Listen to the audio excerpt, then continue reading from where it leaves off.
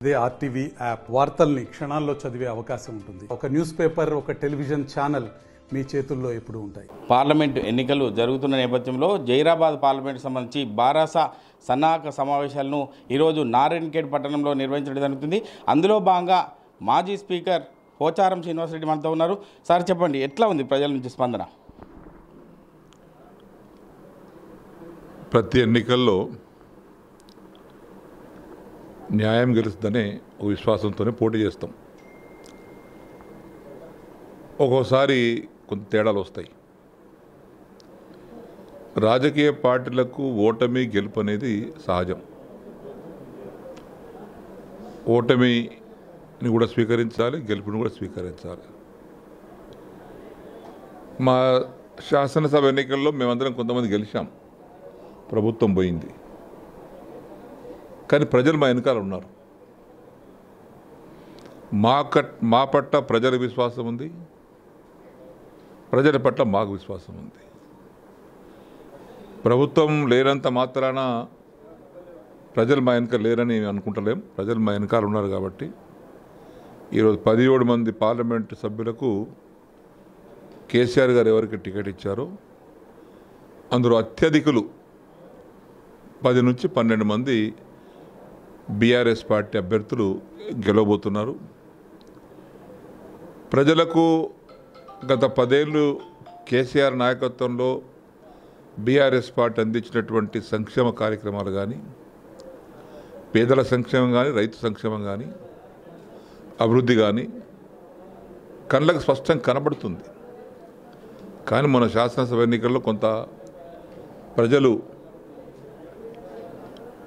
మోసానికి గురయ్యారు, ఇలా బాధపడుతున్నారు. దాన్ని సర్దిద్దుకునే అవకాశం ప్రజలకు వచ్చింది. ఇప్పుడు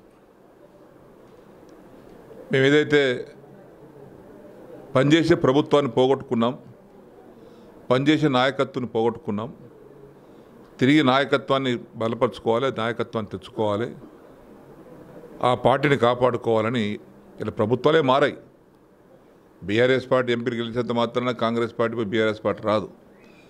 కానీ బీఆర్ఎస్ పార్టీ అభ్యర్థులను గెలిపించుకొని బీఆర్ఎస్ పార్టీ పట్ల ఉన్నటువంటి కృతజ్ఞతను నిరూపించుకోవాలని ప్రజలు ఆసక్తితో ఉన్నారు. అదే కాకుండా సార్, ఇప్పటివరకు అగ్రనాయకులు అంటే కడియం శ్రీయర్ కావచ్చు, మీకు సంబంధించిన సీనియర్లు అందరూ కూడా ఎంతో మంచి అవకాశం ఇచ్చారు. గతంలో ఎమ్మెల్సీగా ఇచ్చి ఉపముఖ్యమంత్రి చేసినటువంటి కడియం శ్రీయర్ని పార్టీ మారడం వల్ల ఈ విషయంలో మీరు ఏం చెప్తారు సార్? ప్రజాస్వామ్యంలో పార్టీలు మారడం అనేది అది సహజమైనప్పటికీ, కానీ మాలాంటి నాయకులం మేము ఎవరైతే 10 ఏళ్ళు అధికారం అనుభవించాం, ఇంత వయసు వచ్చింది, ఒక వ్యక్తికి ఒక పార్టీకి కష్ట సమయంలో అండగా ఉండడం అనేది మా యొక్క నైతిక బాధ్యత. ఎవరో చిన్నోళ్ళేదో చేసి తెలివగా చేశారంటే వాళ్ళకు చెప్తానికి వస్తుంది. సీనియర్స్ మేము. కేసీఆర్ గారు ఒక నాయకుడిగా వారి నాయకత్వంలో మేము మంత్రులుగా చేశాం, స్పీకర్గా చేశాం, ఎమ్మెల్యేగా చేశాం. ఏనాడు కూడా ఆయన మేము అడిగినటువంటి దానికి నో అనలేదు. సరే, ప్రభుత్వం పడిపోయింది, అంత మాత్రాన ఎవరైతే పార్టీ మారుతున్నారో అది కేవలం వారి స్వార్థపరమైనటువంటి బుద్ధితో మారుతూ ఉన్నారు. నేను దాన్ని ఖండిస్తూ ఉన్నాను. ఎవరు మారినా అది తీవ్రమైనటువంటి బాధ కలుగుతూ ఉంది. బాధ సమయంలో, కష్ట సమయంలో పార్టీ నాయకత్వానికి అండగా ఉండాల్సినటువంటి సమయం ఇది. మేమందరం అండగా ఉన్నాం, తిరిగి మనం విజయం సాధిస్తామనేటువంటి ఒక మనోధైర్యాన్ని కలిగించాలి. ఆ నైతిక బాధ్యత మా పైన ఉంది. కాబట్టి ఎవరైనా పోయిన వారు ఉంటే ఆ యొక్క నైతిక బాధ్యతను విస్మరించి అనుభవించినటువంటి పదవులను కూడా మర్చిపోయి ఈరోజు పార్టీ మారుతూ ఉంటే అది చాలా బాధాకరంగా. అయినప్పటికీ డెమోక్రటిక్స్లో, ప్రజాస్వామ్యంలో ప్రజలే న్యాయ నిర్ణేతలు. నాయకులు పోయినంత మాత్రాన ప్రజలు ఓరు. 89లో ఎన్టీ రామారావు గారు స్వయాన ఎమ్మెల్యేగా ఓడిపోయాడు. అక్కడి నుంచి మన కల్వకుర్తి నుంచి ఎంబడున్న నాయకులంతా వెళ్ళిపోయారు, మహా నాయకులు వెళ్ళిపోయారు. జానారెడ్డి లాంటి నాయకులు అందరూ తెలుగుదేశం రాజీనామా చేశారు, బయటకు వెళ్ళిపోయారు. బట్ 94 ఏమైంది? ప్రజలు బ్రహ్మరథం పట్టారు.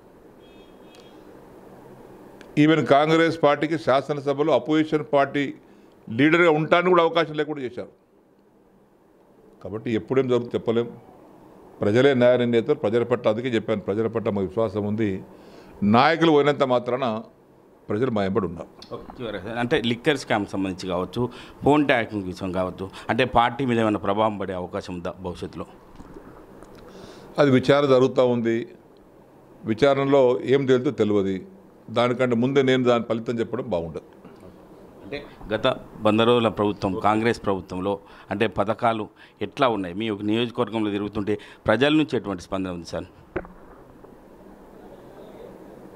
ఒకటే చెప్పదలుచుకున్నాను, కాంగ్రెస్ పార్టీలో ఎవరైతే ఇలా ముఖ్యమంత్రి గారు మంత్రులు గారు పనిచేస్తున్నారో వారికి పరిపాలన పట్ల అవగాహన లేదు. ఇది అయ్యారు, ప్రభుత్వం ఏర్పాటు చేశారు, ముఖ్యమంత్రి అయ్యారు, మంత్రులు అయ్యారు.